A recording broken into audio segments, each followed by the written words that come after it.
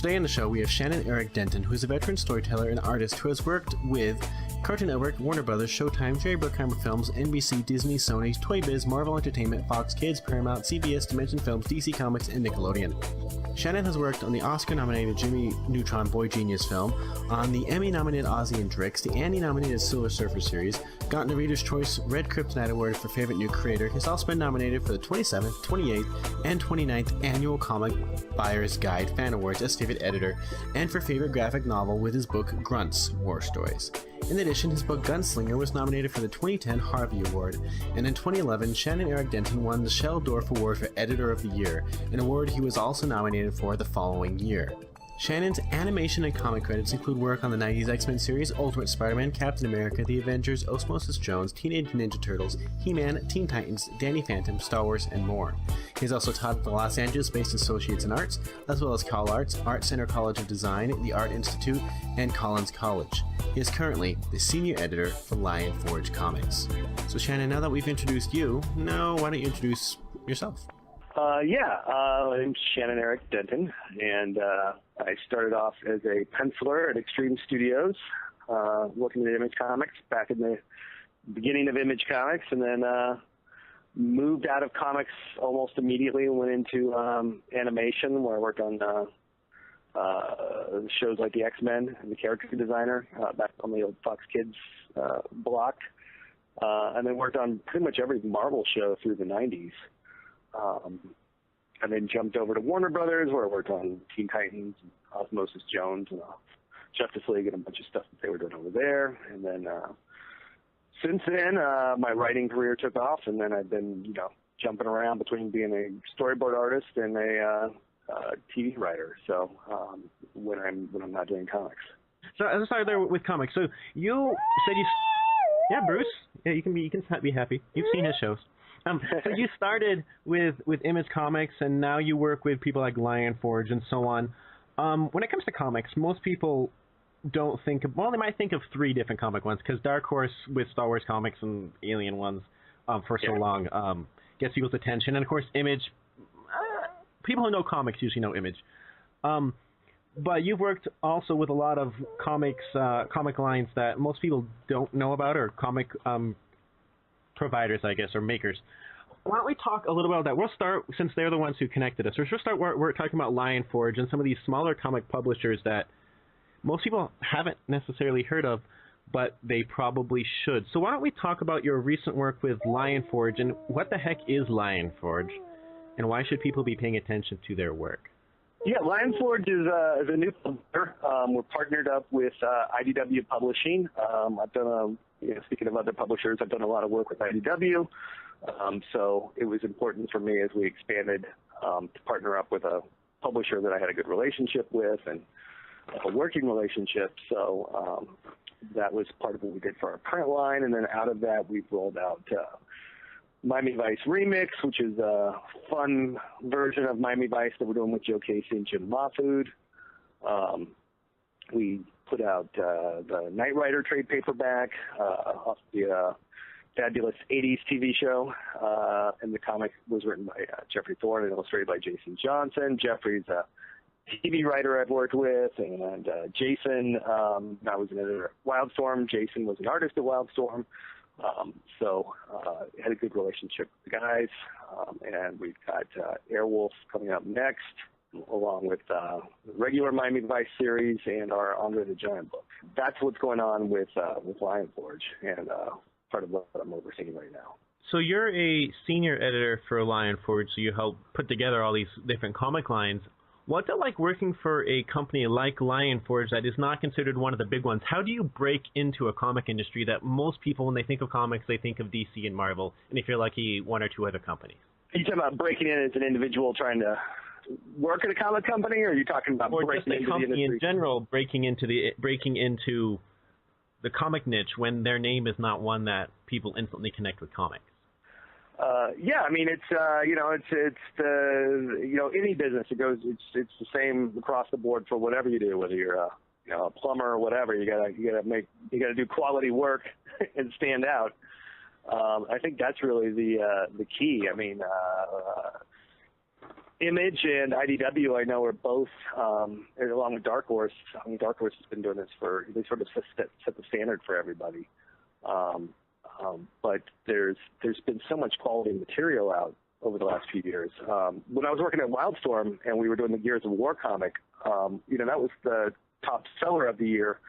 When you look at the actual numbers, but what gets reported in the Comics Press isn't always all the information, because they tend to cover just the Marvel, the normal superhero characters or the DC superhero characters, when technically DC's #1 book that year was Gears of War, because we were selling in Best Buy and video games, stores. So the numbers were extremely high. It's interesting when, off of your statement, because, there's so much more material out there now that may be selling higher numbers, but it's not getting reported in the same way because it doesn't have, the dudes in capes and tights in the storyline. And I love that stuff, so I don't want it to sound like I'm putting that down at all, because I'm a huge superhero fan. And I've worked at all these companies, yeah, it'll be interesting. It'll be interesting when manga and kids comics and everything, whether they're all reported in the same categories as comics rather than looked at like they're separate divisions of comics. So then we can see if Star Wars #1 with like 87,000 variant covers actually did sell the most this past year versus, who knows, maybe Pokemon. Or Boxcar Children, that's not sold in comic shops, but it's based off of a book that's been around for 100 years. It's in print in 300 different languages. Or a Garfield book. Exactly. So it's, and that's part of what I think the advantage a lot of these newer publishers have is they're reaching out to different markets, and sometimes it may not work out, but then other times you get Walking Dead, and that's certainly been huge for Image, and then brought back sort of this resurgence of creators wanting to do books at Image. And I think it's really good for the industry as a whole. I've got a lot of friends putting out books now that are extremely high quality, that are getting the attention they deserve, that maybe if they had done it 5-10 years ago, would have been a 3 to 4 issue miniseries and then wrapped up. A little more on Lion Forge. The art in all Lion Forge comics that I've ever seen has always been solid. It's been a consistent, well-colored, well-drawn look. But one thing that seems to draw me to Lion Forge is it's like it took the 80s and early 90s and said, we're going to sell all this stuff to the current generation who might miss these shows or things. Like, Miami Vice, you mentioned Knight Rider, Saved by the Bell is on there. Yeah. I want to say Care Bears as well. Care Bears as well, Punky Brewster. And so was it the goal of Lion Forge to license these older properties to bring them back, or did it just fall into your lap and happen? No, it was a goal. I mean, it was going after properties that we liked or had an affinity for. I think a lot of anything that you do successfully in life is doing stuff you like first, and then if you care about it, people will feel that. And so these were properties we liked and we went after, and it was part of affection on our end for these properties, and then wanting to share our love of them with everybody else. Well, one comic I actually especially like the art, because it reminded me of playing games on my computer in the 90s, is Airwolf, which is, I want to say it's a comic, kind of like a helicopter simulator. And the art in that one's actually just kind of awesome. It doesn't, it's not necessarily the most complicated to read or the most thought-provoking, but it's the type of one that as a child in the 90s, I just loved seeing this type of art everywhere. And usually I found it in like computer game boxes or computer game art. And Airwolf is definitely one that I have to say I definitely love the art for it. What was the idea for Airwolf? Because I see Gordon and Turnbull, the ones who mainly have been working on it. Do you know how this comic came to be, and how was it pitched? Well, we work with our partners at NBC, and the guys in St. Louis that I work with, I'm based out of Los Angeles. So the first arc, we're wanting to do a storyline that sort of a reinvention of the Airwolf mythology, the helicopter itself, and then steering it towards an eventual sort of rebranding, relaunch, getting us much, without giving too much away, but getting us much closer to the original version of the franchise that everybody knows and loves.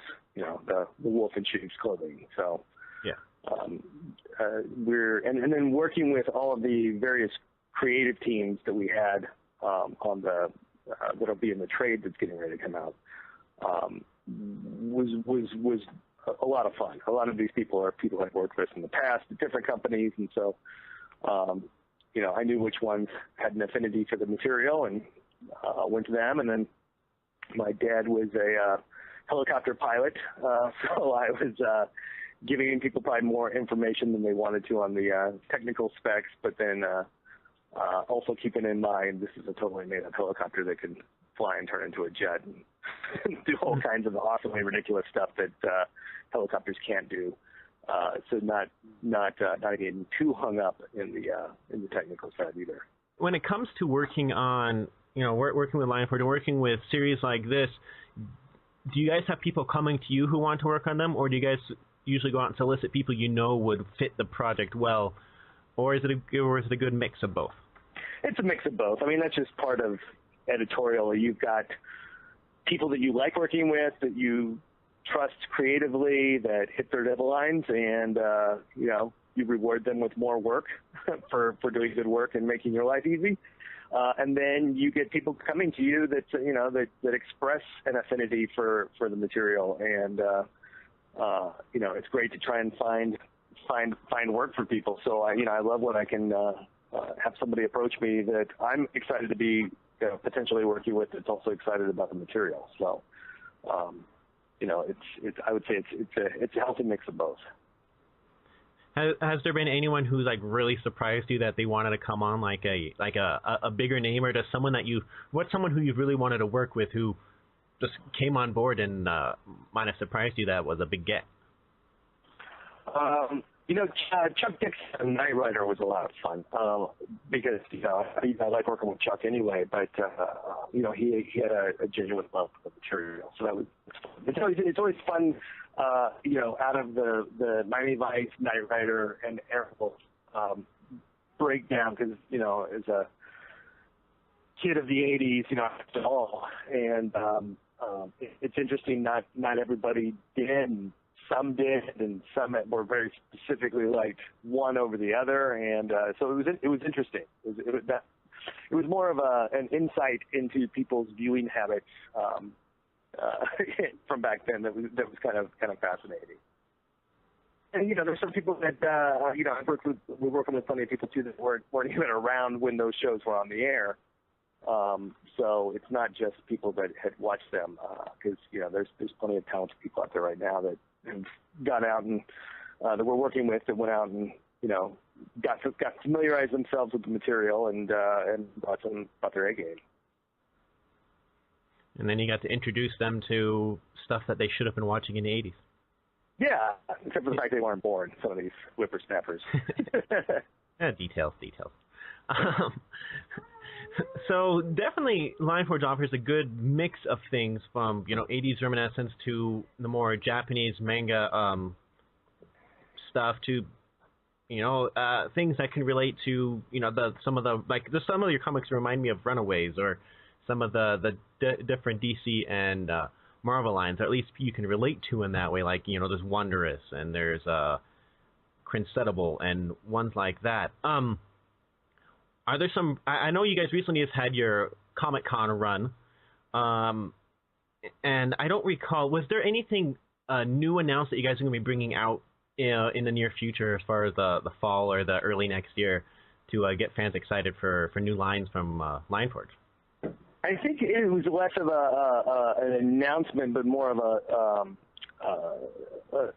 solidification of what we're doing. Care Bears, there was a lot more on that, and Mad Balls, which are two of the upcoming books. So I think it was more of a focus for at least San Diego being the last con we were at.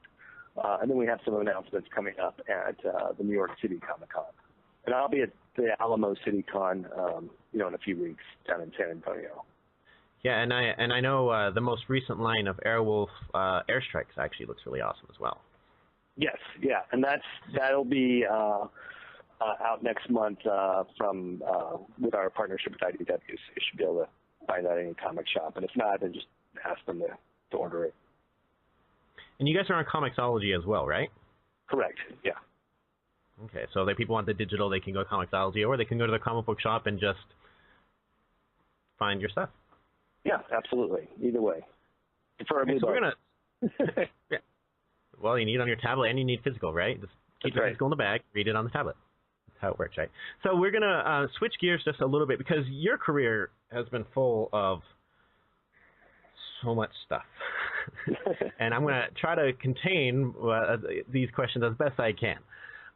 So you mentioned earlier how you started with Image, and then you worked with pretty much every Marvel show in the 90s, which I believe the two biggest was the X-Men show, which everyone knows because of and Spider-Man, the 90s Spider-Man, because as I recall, there's been like 8 Spider-Man shows. So many. Yeah. Well, and I did a tiny bit on the Spider-Man that you're mentioning, and then there was the Spider-Man that Fox Kids did following that. I worked on that one, and then there was the most recent Ultimate Spider-Man I've been working on. So and I think there's also the one that MTV did called The New Spider-Man, which was weird, and then there's Spectacular Spider-Man, which I think ended just when they sold Marvel to Disney. Yeah, that was over there at Sony Animation, so I did not work on that one. That was a great show, though. I love Sean's. I love that show. Yeah.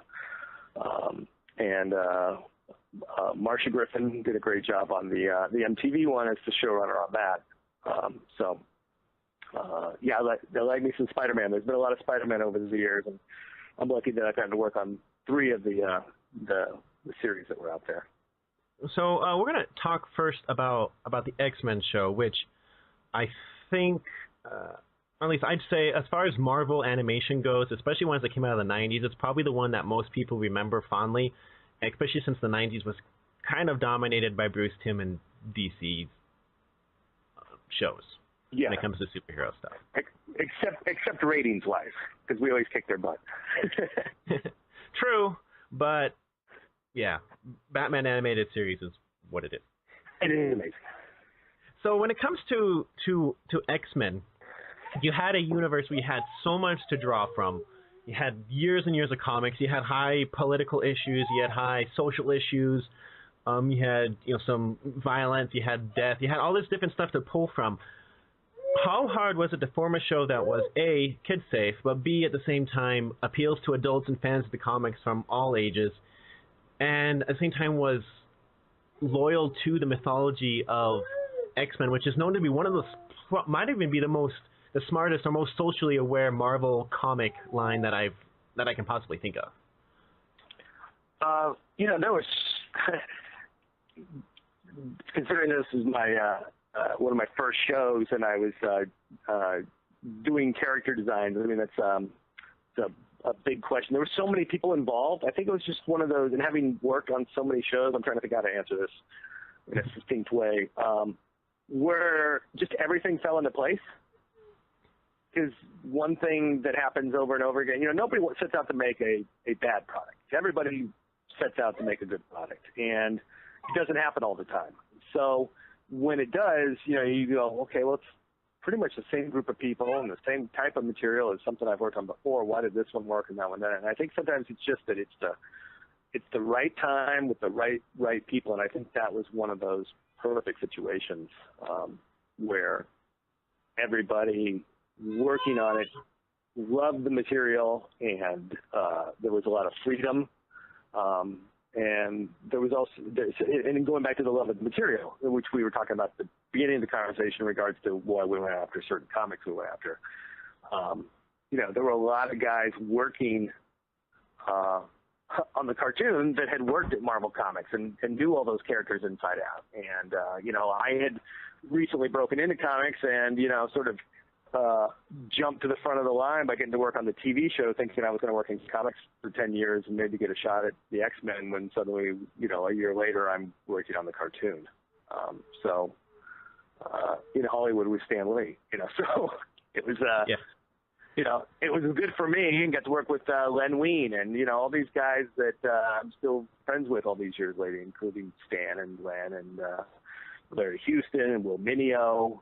There was just a ton of great people involved. So, almost all of us still keep in touch. So when it came to, you just said you did character design for this one.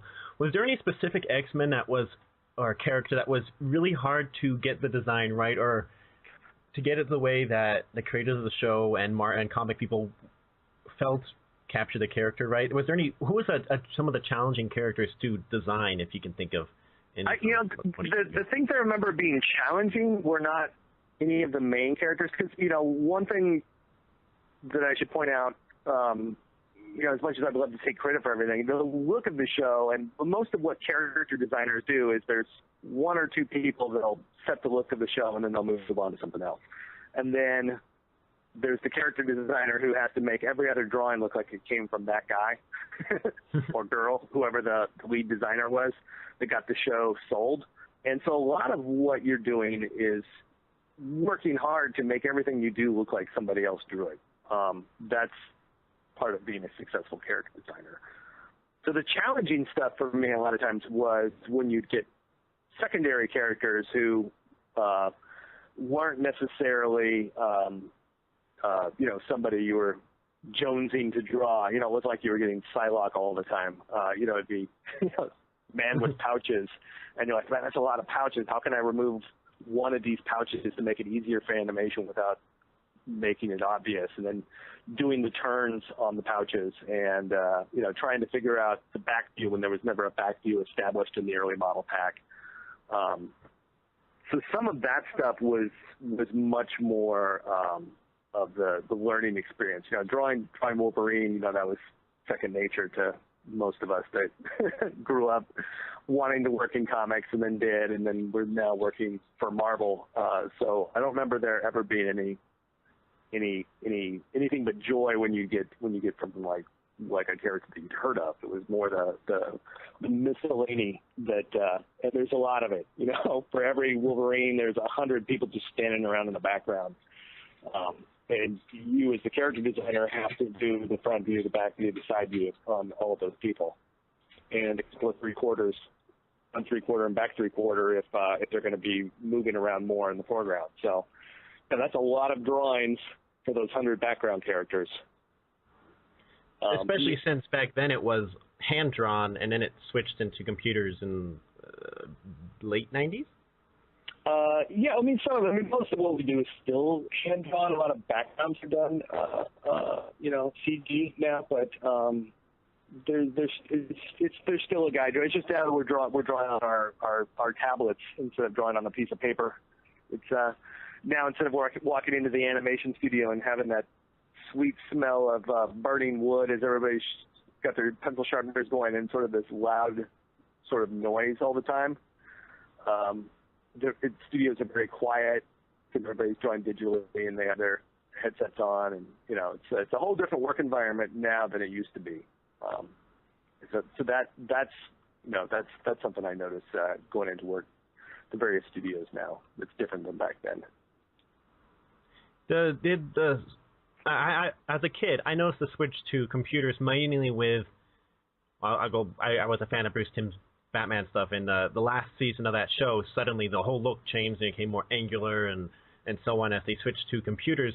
Has switching to tablets and computers made your job as a creator, as an artist, easier or harder, or how has it changed as an artist's point of view?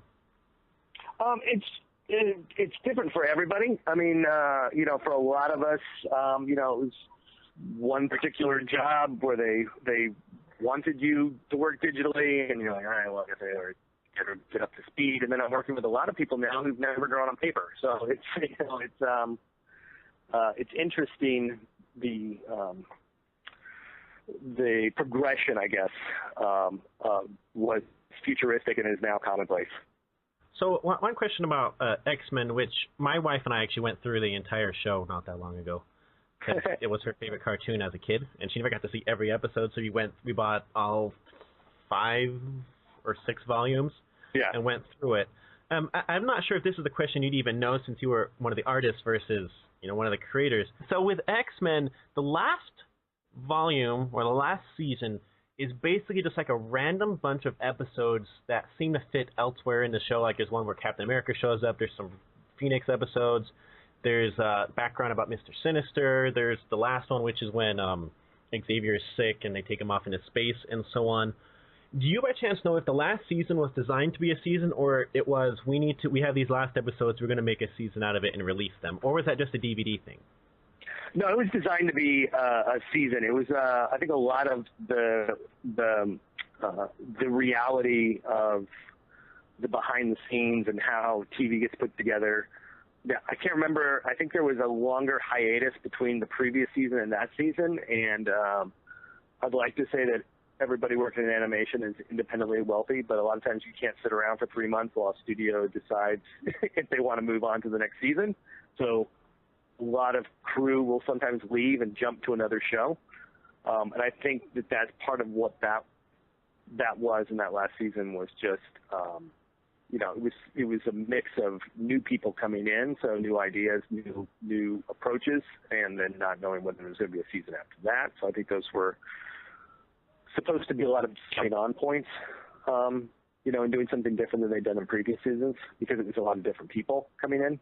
Then I do this is, for me, like you were mentioning, I haven't sat and rewatched all the episodes. In fact, I missed most of them when they came out because when we worked on the show, this was pre-DVR, you're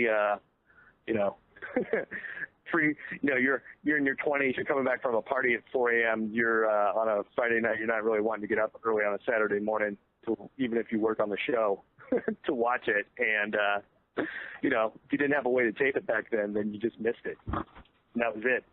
And I guess also when you work on a show that long, sometimes you don't necessarily want to see it because by the time it's done, you're done for a little bit. Yeah, I'd say you definitely want to see it, and you usually do get to see it. You just maybe don't care whether you see it at work, where you're getting paid to view it, and then you go, okay, that episode came out good, or hey, that part didn't work, we'll do better next time, and when we're trying that. Versus when you're just a fan of something and you don't work on it, and you're like, oh man, it's on Tuesday nights, I can't wait for Tuesday night to watch this thing. I and my kids are like that with Star Wars Rebels that's on right now, and I don't work on that show, but I get to just be a fan. Whereas the stuff that you're working on, you're involved with it a lot. So you care about it and you're a fan of it, but it's a different feeling. You tend to be a little bit more critical. You're not watching for enjoyment's sake. You're watching it going, all right, that part worked great. I'm happy with how that turned out, and this did not turn out. So you tend to watch it on a different level than you do, when it's just for enjoyment. After working with Marvel in the 90s, you also worked with the DC stuff in the early 2000s with Justice League and Teen Titans. Is it a different work atmosphere working with the Fox Marvel stuff in the 90s to the Warner Brothers DC stuff? Are they very similar to how those shows are made and how the atmosphere is with it? Or is it a different beast when you work with, I guess, that time it was Andrea Romano and Bruce Timm working on the Justice League and Teen Titans? Yeah, I mean, for me, and on Justice League, I didn't work on much on the series. I worked on the opening title and some other stuff. And then with Teen Titans, I was working with the crew. I was on, working in-house at Warner Brothers. I was coming. I think it was only different in that, like, if you're a baseball player and you get traded to a team that's already been, rolling for a while, and you're the new guy, that was the difference. Whereas at Fox, I have a long run there working with relatively the same people. So there was a familiarity and a shorthand. Where when I was at Warner's, it was a little more hunker down and get the work done and show them I can do what I can do. And that was right around the time, too, that my writing stuff was starting to happen, where I was getting edit and eddy work and working, to go work on Hi Hi Puffy Amiyumi and some other shows that were some of the first shows I worked on as a writer. So you actually got to write on Ed, Edd and Eddy? Yeah, I don't know that it was an interesting show because you would be writing episodes, and then sometimes they would make them and sometimes they wouldn't. It was an interesting crew because most of it was done in Canada, so you didn't really interact with anybody on that one, at least on my end of things. And judging, this is actually a question from my co-host who can't be here today. He was saying you worked with Lion Forge with a lot of flashbacks in the 80s and early 90s, but also in the animation work you got to do a lot of that as well when you worked on like the He-Man reboot series in the 2000s that got awards, the 2000s Ninja Turtle series, and shows like that. Are you just attracted to things like this, or did you just happen to start working on these rebooted shows and are just happy to work on them? Yeah, I mean, I was familiar with the property. I'm friends with Kevin Eastman, so that was fun to work on Ninja Turtles more for that side of things. I was just a little old enough to be aware of Ninja Turtles, and I bought the comics and thought the comics were cool, but I didn't grow up worshiping them the way I do, Star Wars or whatever was of my generation. So for me, it was a lot of fun. But yeah, I've been lucky. I mean, a lot of the stuff I've gone after, and after a while too, you get a reputation for, if people know you do really good work and you can do funny stuff and action stuff, then when they've got funny action shows like Ninja Turtles, then you're going to get called. I've worked on a lot of just straight up action stuff and straight up cartoony stuff. So, I've had a really good, wide ranging career, I guess, in that regards, because I grew up loving Tex Avery as much as I grew up loving Jack Kirby. So to me, it was all part of storytelling. I wasn't brought up to limit myself that I'm just going to do these kinds of movies or these kinds of films or these kinds of TV shows. I had a wide range of stuff I wanted to work on. So if I'll get called and, people ask if I'm available, and that's always nice. And then a lot of times, you hear that something's coming up and you're like, I'd love to work on He-Man. That sounds like a ton of fun. So then you'll find out who's doing the hiring, and you call and you say, hey, I'm available, and then you're working. So, it's a mix of both of those. Okay. So I'm going to have a couple questions more about TV, and then I have to talk Star Wars a little bit. Okay. We love Star Wars. So you worked on the recent Marvel stuff like Avengers, Earth's Mightiest Heroes, and the current Spider-Man TV show on Disney XD, Ultimate Spider-Man, which is your third Spider-Man show that you worked on. Ultimate Spider-Man is the Disney Marvel created show with, I think Bendis is the main producer. With this show, it feels different than the other Spider-Man ones. It's more abstract, I guess would be the way to put it, than in the other Spider-Man ones. Is that a purposeful direction that they're trying to do with this show, where they're just trying to make it more like we can watch any episode and just go with it versus a full-on storyline based? Or what is the approach when they're making Ultimate Spider-Man, at least from the artist storyboard direction, when they're creating these stories? I think fun. This is sort of a gateway. With the Marvel and Disney merger from a few years back, that you've got this great platform to introduce people to Spider-Man that maybe have never heard of it, and it's the show is doing well. The toys are doing phenomenal based off the show, and it's kind of fun to be working on Spider-Man, something that I've worked on off and on for 20 years, and have a whole new round of fans coming along that are different than the fans from previous generations. So I think that's really it. The approach is something, even though the Sam Raimi movies seem like they came out just yesterday, and even the Andrew Garfield movies seem like they just came out yesterday, to the 6-year-old that just got up this Sunday morning that's never seen any of those because his mom wouldn't let him go to the scary action movies. He may plop in front of the TV with a bowl of cereal and turn it on, and this may be his first ever introduction to Spider-Man. So I think that's really what Disney is concentrating on and capturing so well with the show, is keeping in mind that this is, this is a Spider-Man for somebody that's not familiar with Spider-Man. And if you are familiar with Spider-Man, there's going to be, especially with like Bendis and Man of Action and guys like myself and, other Roy Burdine, who used to draw Spider-Man, that's worked with me on X-Men back in the day. Guys like that involved. You're also going to get stuff that's going to be a nice nod to the fans like ourselves that have maybe been loving this character for a very long time.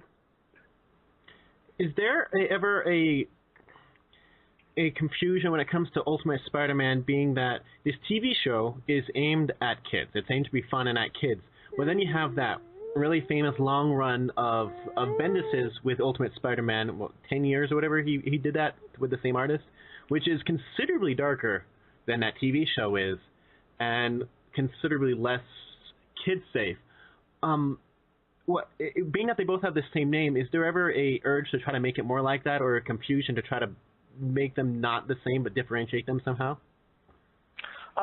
Not so much, because by the time you're getting into the guys going in the comic shop, there's they're marked as such, but they're currently selling Ultimate Spider-Man comics that are based off TV shows, so I think that helps. So I haven't really heard of any big confusion. Now, that doesn't mean there's not some parent out there that went into a comic shop for the first time with their kid and bought the wrong thing. But bought the Venom comics and were like, yeah. What the heck? Eating everyone. Yeah, so it is possible that's happening. I'm not going to say it's not, but I generally think it's more like, hey, let's get them into Spider-Man first, and then from there they'll go out and find this other great stuff that got a lot of us into the character in the first place, namely the comics.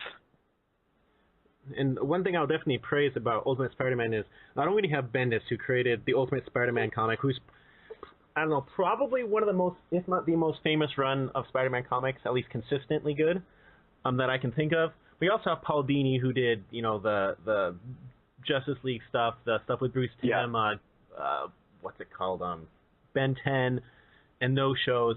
But then you also have, J.K. Simmons coming back to be J. Jonah Jameson, as he was born to be. You have Clark Gregg as, Coulson, and you have basically every amazing voice actor on the planet. Stan Lee's in there all the time, so yeah, it's... Yeah, he's the janitor. It's hilarious. Yeah. And it's just amazing. Like, even have like Will Friedle as Deadpool, and of course most people know him as Terry McGinnis and Batman Beyond. You even have Mark Hamill on there, and I believe he was actually Zola in some of the episodes which you did the storyboarding for yourself, which I imagine as a Star Wars fan, realizing that Luke Skywalker is voicing this, character in a show that you were storyboarded that episode, you worked on that episode, probably blew your mind. It was pretty cool. I worked with him a long time ago in the past, and on some box stuff, and there's always that part of you that's like, all right, keep it under control. He's just doing his job. I'm doing my job. We're all pros here. And then in the back of your mind, you're like, it's Luke Skywalker. So that's going to switch us over to Star Wars stuff, because you worked on, I believe it was Star Wars comics with Dark Horse, right? Yes, yeah. Which comic runs did you help work on? And it was small. It was stuff in the Dark Horse Presents. So, it wasn't even a full run of comics, but I got to work on some. What was fun about what I got to work on was I got to do the comic with my buddy Phil Norwood, who created a show over at Fox when I was working at Fox. And he also is famous for having, storyboarded Return of the Jedi and, a couple of Indiana Jones movies. And so when he said, hey, I'm doing this thing at Dark Horse, but, my schedule's filled up with movie work, you want to do this with me? It was, I got to do it with one of the guys that, brought my joy to the levels that it made me want to go out and do this as a living. So it was a lot of fun. And then in that big Dark Horse Luke Skywalker gigantic omnibus that they put out. Our story ended up being the very first story in the book, so that was fun. So you said you're a big fan of Star Wars, and as you can tell from that, you were a fan back in the day. Are you excited for December 18th?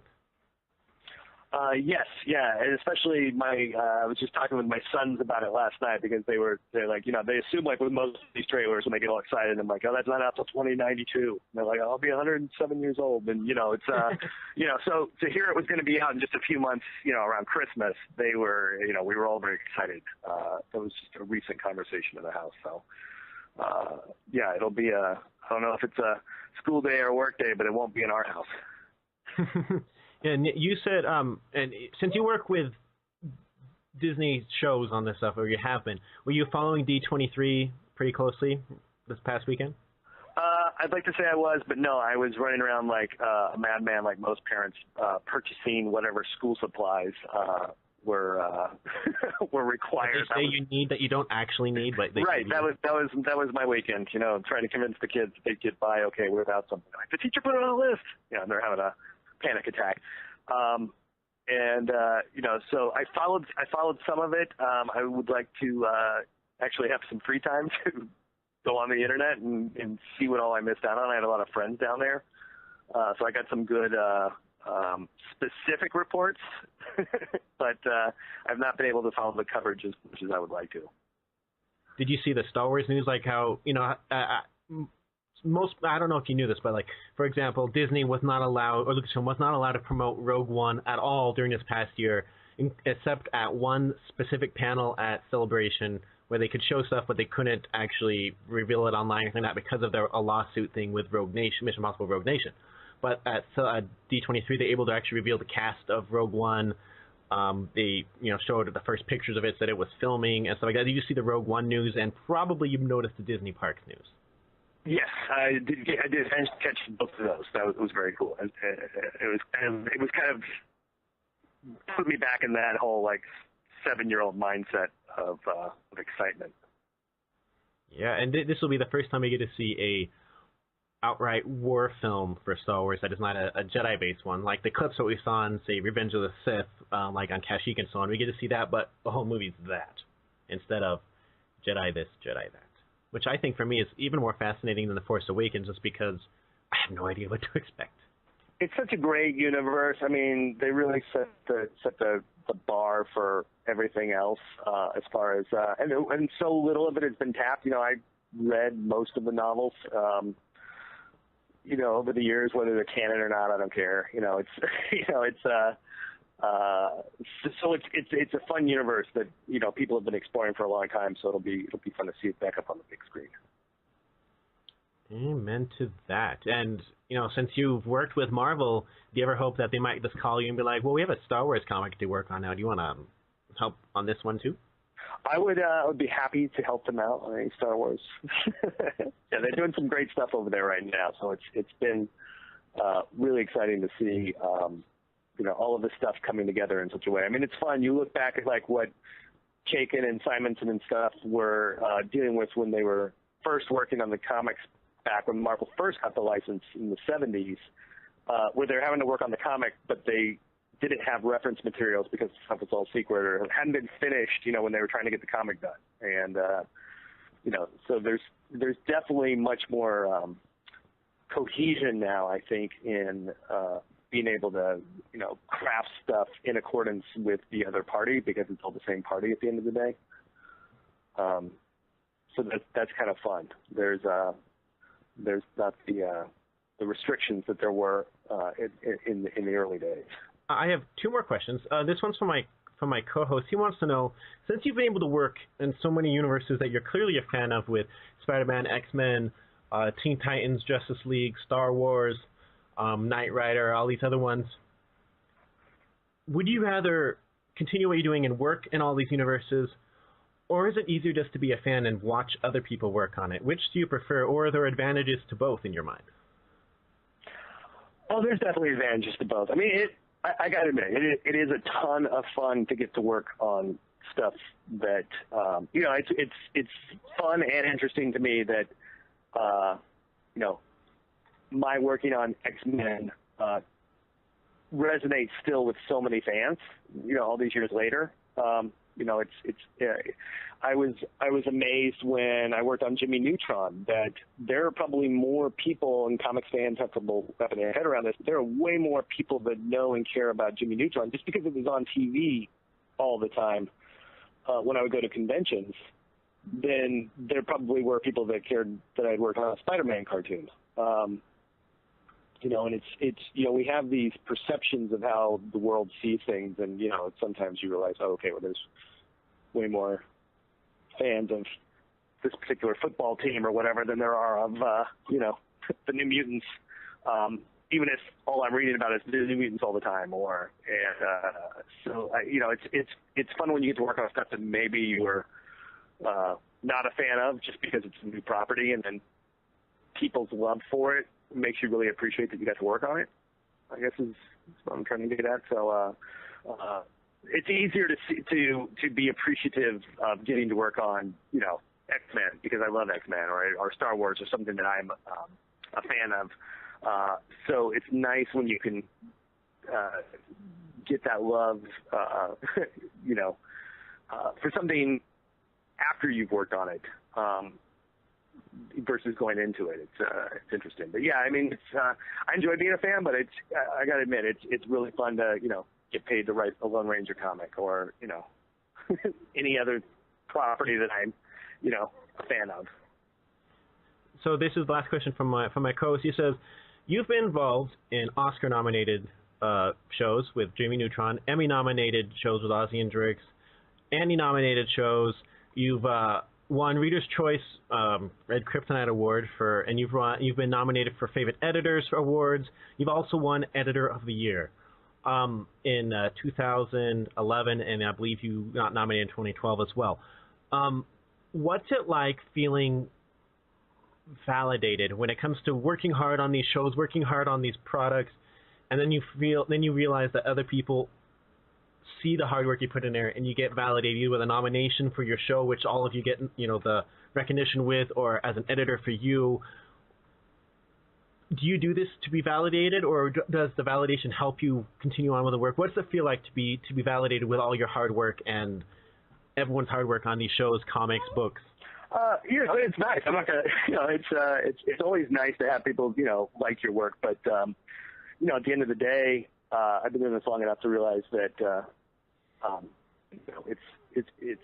it's nice, but it's a constant. You have to constantly prove yourself and constantly keep getting better. Give it 5 years, you can be on the top book in the world, and if you don't do anything for 5 years, then all of a sudden nobody knows who you are anymore. That's just human nature and part of the ever-changing landscape of entertainment. And there's so much more access to entertainment now. So, I enjoy it, but I think all of us that get into this business have a little bit of an ego. Otherwise, we wouldn't show our artwork to anybody else. We'd just draw for ourselves and shove it in the drawer and be like, man, I kicked butt today. But we do. We tend to want some validation, and a lot of us, the validation is a paycheck. So it's a mix. I tend to be very appreciative of it when it happens, and then not dwell on it, and then move on.